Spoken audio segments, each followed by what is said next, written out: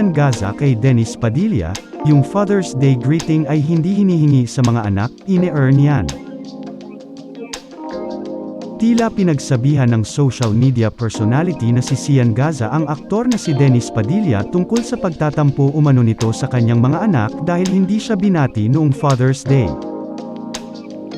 Kaugnay nito, tila pinagsabihan ni Gaza ang aktor, Dennis Padilla, yung Father's Day greeting ay hindi hinihingi sa mga anak, ine-earn yan, say niya sa kanyang Facebook post nitong linggo. Kung wala kang kwentang tatay sa buong taon huwag kang mag-expect na babatiin ka ng mga anak mo sa araw nating mga ama, dagdag pa niya.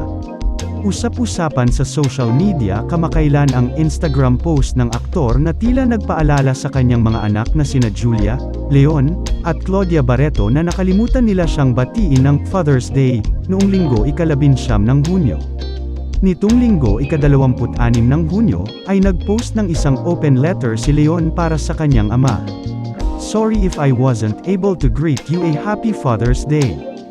It's always been an awkward day for us cause we never seem to know where we stand with you every year, pag-amin ni Leon.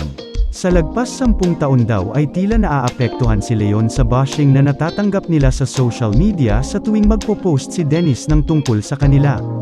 Tila na-enjoy raw ni Dennis na nasasaktan ang kanyang mga anak. Papa, why does it seem like you enjoy hurting your kids in public? Why do you keep posting cryptic posts about us and allow people to bash us on your own Instagram page? Tanong sa kanya ni Leon. Nasasaktan na umano si Leon sa tuwing nababash ang kanyang mga kapatid na babae, dahil sa false narratives ng ama na nakabalandra sa kanyang social media. Panghuli, sinabi ni Leon na mabati na niya ang ama ng Happy Father's Day, from a place of gratitude and healing. Samantala, wala pang tugon, reaksyon o pahayag si Dennis tungkol dito.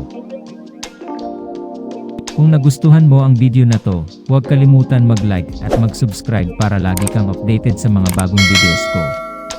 Salamat!